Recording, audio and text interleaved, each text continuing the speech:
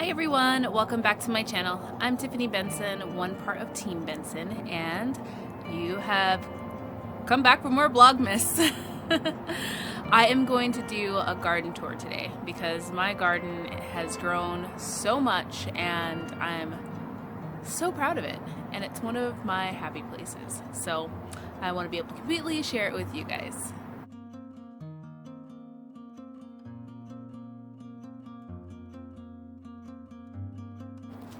So in an attempt not to make this video forever long, I'm just gonna go right into it and start with my most used bed, which is my kitchen herb bed. So everything in here is surviving quite nicely besides the basil. The basil, it did not like the cold weather, and so it has died. I don't think that there's any coming back from that, but I use this bed all the time. So it gets a lot of use out of it, and it keeps growing back, and it's maintaining all of its healthiness. So I have some chives, marjoram, oregano. My lemon thyme has now grown back from when the rats ate it. And then I have rosemary there. I have sage and these three.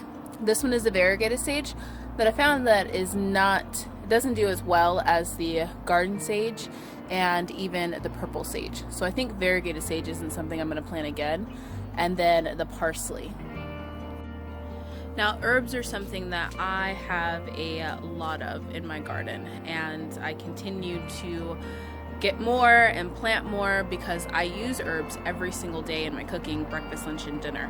So not only do I have my kitchen herb bed, I also have my kitchen herb wall. So I have my mojito mint, I have my peppermint, and then I have some more lemon thyme because I use tons of lemon thyme. And then that one is a Thai basil. This one is a purple basil. And then that one is a regular thyme. Now just below it is where I have my brassica bed. I have spinach. I have red leaf lettuce. Not sure what that lettuce is. I forgot what it was and I lost the tag that I had for it. So not sure what that is, but it is a lettuce. And then I have my collard greens. If you guys can see, I just trimmed up my collard greens, so they're looking nice and tall. And then I have mustard greens that are starting to pop up. If you guys watched my video yesterday, you would see all my little starts that I have coming up. I have Swiss chard here, and then I have some kale along with a purple kale. These are some herbs that I rescued and have not planted in pots yet, but there's some more thyme, and then there's some more mint, and then another parsley. I have a Swiss chard right there. This one is a cabbage. I have a random radish right there, and I have an artichoke plant. Now this year I'm being way more deliberate about exactly where I'm putting everything because I want to have an early start on the fall. A lot of what went wrong in my garden last summer was because I was planning on being out of town. We were supposed to go to Ireland for our honeymoon, which we had never had, and then all of that got ruined with everything that went down. But that put my garden behind schedule. So this year I'm going to be 100% raring and ready to go with it. So I'm constantly putting things in, and then I'm also putting things in certain places where I know they'll get different amount of sun, or they'll get more sun or more shade, or it'll just be a better environment for it. So in front of it I have all of my empty pots. These are for the starts that I'm starting inside. And then I have my carrot patch, which I showed you guys yesterday, is starting to sprout. I have a bush tomato plant which has little baby tomatoes on it. I have a beautiful parsley. This is my Italian parsley that has now grown back completely. So I'm going to need to come back and start trimming that up and freezing it. And then I have a jalapeno plant, which you guys can see a jalapeno on there now. And those plants are starting to produce more jalapenos. I have a super sweet tomato plant, and then I have a Bonnie's original tomato plant right there too as well. There is an eggplant over here with some eggplants on it. It has one on this one. And then I have some more radishes that are bulbing up. My shishitos are amazing. I have to come out here and grab them again, guys. These shishito plants grow like wildflowers. Like, they're so crazy. And then I have more eggplant here too as well, which as you can see, it's starting to produce a lot of eggplant on here. So all of these little things have all flowered, and now the eggplants are starting to form. I am telling you guys, if you do not have shishito peppers, put those on your list. That'll be the most productive pepper in your garden and you will love it. I'm just telling you that now. So over here I have another shishito plant that is doing quite well, and then my beans are coming up nicely, so I'm kind of excited that I took a chance and started planting those. I have some bush beans here that should be doing something sooner or later, and then I have a tomato plant, I have a pepper plant there, and then I have 2 bell pepper plants there. And then in the middle you could see a little bitty ones, those are cabbages. Also over here I have my first Malabar spinach plant too as well.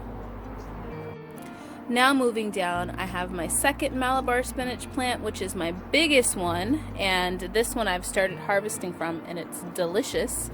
I have more tomatoes coming up on my big tomato plant. You can see there's some right there, and this one is huge, guys. There's lots of flowers and little baby tomatoes on it. And then I also just noticed that I'm starting to get little tomatoes on the smaller one too as well. So the tomato plants are doing well, and this warm snap is going to really help them grow even more. So I have my broccoli, and then in the middle of my broccoli I have cilantro. And then the same thing on this side, broccoli, and in the middle I have cilantro. And then the snow peas on this side, and the new snow peas over here on that side. Now, seeing my beans pop up in my garden is one of those reasons why I always tell people to just take a risk, because you never know how things are going to turn out. And if you have the space, if you have the extra seeds, you might as well just plant them and see if it can provide you something. Now, this week we're going to be a little bit warmer, and then it's supposed to rain, and then it goes back down to the 40s at night. Those are all still temperatures that I can keep my beans alive in. As long as it's not hitting like way below 30s, then they should be able to grow and be fine. So I'm hoping that I can get a harvest of beans at least by the end of December, maybe early January, and then it'll make it all worth it. And if it doesn't turn out to work, then I just clip the tops of the beans if they die and then leave the roots, and that provides nitrogen for my soil. Because if you guys don't know, beans will release nitrogen from their roots, but only after the plant has died. So you have to basically just leave the roots in the soil. So if I do that, and then it has another 2 months to kind of get eaten by the worms, let the nitrogen release in the soil, and then it'll be ready for the springtime when I'm ready to plant more beans. So always take a chance. So also over here I have my turnip greens that are planting, and then I also have, these ones are a runner beans, the scarlet red runner beans right here. So we'll see how they go, and you know, what's the worst that can happen? Then guys, I have my beautiful flowers. Some of those ones are starting to die, but I think it's because I wasn't watering these ones I forgot about. So started watering them again, and they are pretty. And then I have my lemongrass, which is just turning out to be really nice. And the same thing with my catnip. The catnip is turning out really nice too as well. So I'm going to be drying that and then going over how I'm going to plan on using that and what you can use catnip for. Now, for those of you that I said I grew started too many dill plants, I started too many dill plants. That is going to turn into a crazy amount of dill that I'm not going to know what to do with it. And then down here below are some more Kentucky Wonders. I still do need to pull these, or at least clip the tops. I have not done that yet, but I do have the Kentucky Wonders down there. And then over here, guys, this looks like a bed full of weeds, but it actually is dragon tail radishes. And these are supposed to be the ones that you can eat the pods. So I'm excited about trying these once they eventually grow out. Then over here, I just have a little bush bean, and then this tomato plant, which this is the one I transferred out of the Brassica bed, and it kind of was going through something, and then now it's starting to flower again, and it's starting to straighten up. So I think that the little bit of warmer weather will help get this one back on track. Now over here, my lemon balm is starting to grow back out, and then I still need to plant that other peppermint over here. With this one, I think this one is either a peppermint or a spearmint. I threw a bunch of seeds in there, and that one was the only one to pop up. But I have some empty pots that I'm going to be planting herbs in, and hopefully I can grow those herbs out big enough to where if I lose any herbs, then I have some that will go through the spring and the summer.